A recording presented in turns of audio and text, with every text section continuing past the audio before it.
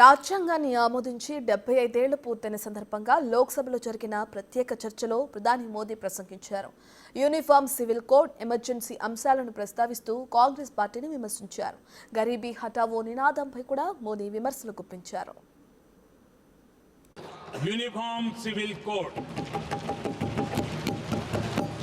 ये विषय भी संविधान सभा के ध्यान बाहर नहीं था. संविधान सभा ने यूनिफॉर्म सिविल कोड को लेकर के लंबी चर्चा की, गहन चर्चा की और उन्होंने बहस के बाद निर्णय किया कि अच्छा होगा कि जो भी सरकार चुन करके आए वो उसका निर्णय करे और देश में यूनिफॉर्म सिविल कोड लागू करे. ये संविधान सभा का आदेश था. और बाबा साहब आंबेडकर ने कहा था, जो लोग संविधान को समझते नहीं है, देश को समझते नहीं है, सत्ता भूख सेवा कुछ पड़ा नहीं है, उनको पता नहीं है बाबा साहब ने क्या कहा था. बाबा साहब ने कहा था धार्मिक आधार पर बने. ये मैं बाबा साहब की बात कर रहा हूं, इतना वीडियो कट करके घुमाना मत. आदरणीय सभापति जी, बाबा साहब ने कहा था धार्मिक आधार पर बने पर्सनल लॉ को खत्म करने की बाबा साहब ने जोरदार वकालत की थी. जब इंदिरा जी के चुनाव को गैर रीति के कारण, असंवैधानिक तरीके से चुनाव लड़ने के कारण अदालत ने उनके चुनाव को खारिज कर दिया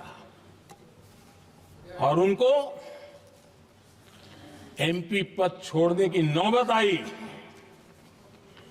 तो उन्होंने गुस्से में आकर के देश पर इमरजेंसी थोप दी, आपातकाल लगा दिया अपनी कुर्सी बचाने के लिए.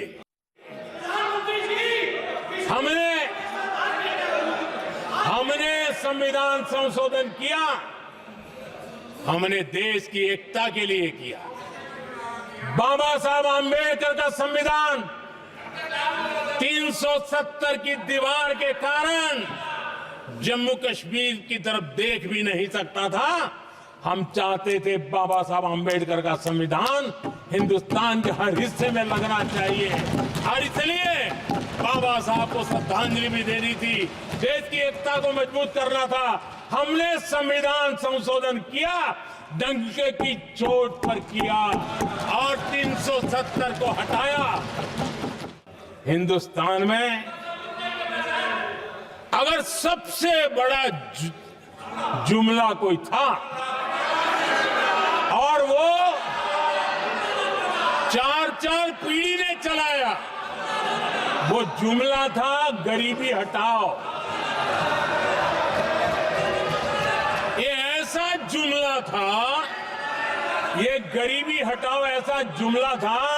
उनकी राजनीति की रोटी तो सिकती थी, लेकिन गरीब का हाल ठीक नहीं.